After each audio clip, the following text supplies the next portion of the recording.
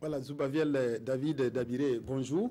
Bonjour Godefroy Bazier. Alors, merci de venir sur ce plateau nous parler de ce procès qui s'est ouvert ce matin dans une ambiance particulière. Vous l'avez montré, on n'a pas les images de la salle, on a juste les images de l'entrée. Alors, dans quelle ambiance s'est ouvert ce procès qui était attendu par tous les Burkinabés? Alors, nous étions sur le terrain, nous pouvons dire que c'était une ambiance digne de l'intérêt que la plupart des parties prenantes à cette affaire accordaient à ce procès.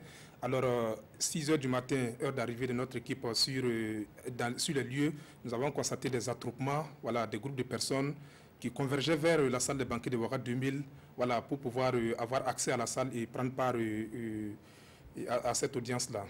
Alors, ils ont été refroidis dans leur élan par un dispositif sécuritaire très impressionnant et disposé ce matin à l'entrée, et avec des mesures sécuritaires, comme annoncé hier par le ministère de la Défense, qui a suggérer que les portables et tous les matériels de filmage ne puissent avoir accès à la salle. Alors, ça refroidit un peu les personnes, sinon que l'ambiance y était. Alors, ça veut dire que, bon, pour avoir accès à la salle, il fallait montrer patte blanche. Et ça, les journalistes n'ont pas aimé ça aussi. Voilà, effectivement.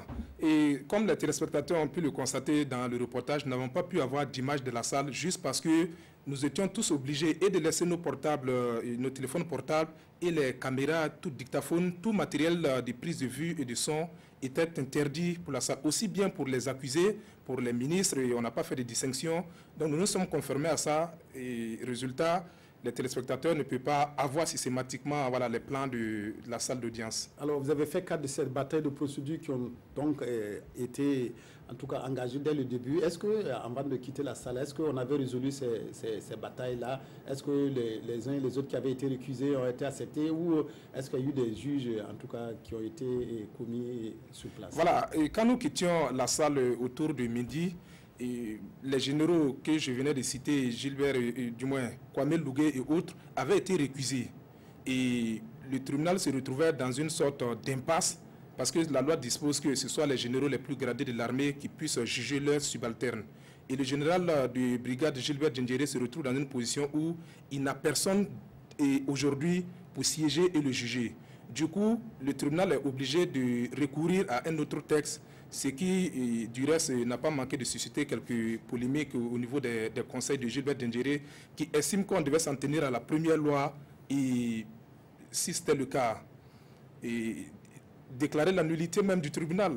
En fait, c'est un peu sur fond vraiment de guéguerre judiciaire que s'est ouverte cette procédure. Alors, Zoubaviel, on avait des craintes par rapport à d'éventuelles manifestations qui auraient pu perturber donc ce procès. Alors, quid de ces manifestations?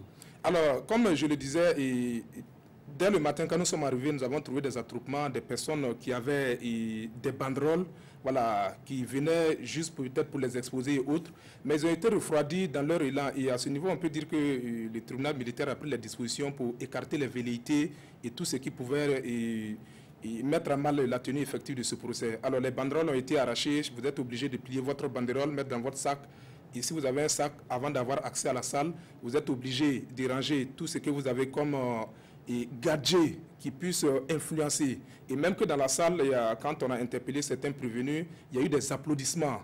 Ce que le juge n'a pas manqué de signaler et qui a même menacé, même peut-être, comme il le dit, de recourir à la loi si d'aventure des gens applaudissaient encore. C'est-à-dire qu'on peut dire que c'est un procès qui se tient aujourd'hui vraiment dans les règles vraiment édictées par le tribunal militaire, c'est-à-dire que dans une rigueur militaire, si on peut le dire ainsi. Alors, comment vous avez trouvé les accusés, notamment les deux généraux, Djibril Bassolé et Djiliba Djendjéré?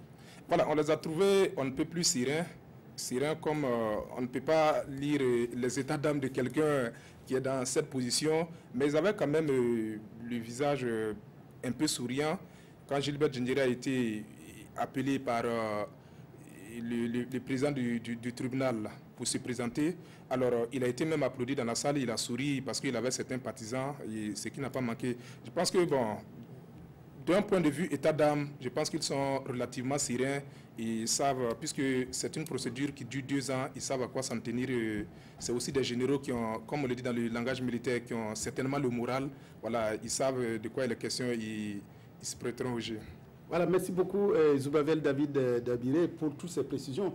je précise que vous retournerez à Ouaga 2000, à la salle de banquet, qu'au cours de nos prochaines éditions, vous nous ramènerez, vous nous rapporterez d'autres informations sur ce procès attendu par les Burkinabés et qui s'est ouvert ce matin à la salle de banquet de Ouaga 2000. Merci pour cette précision.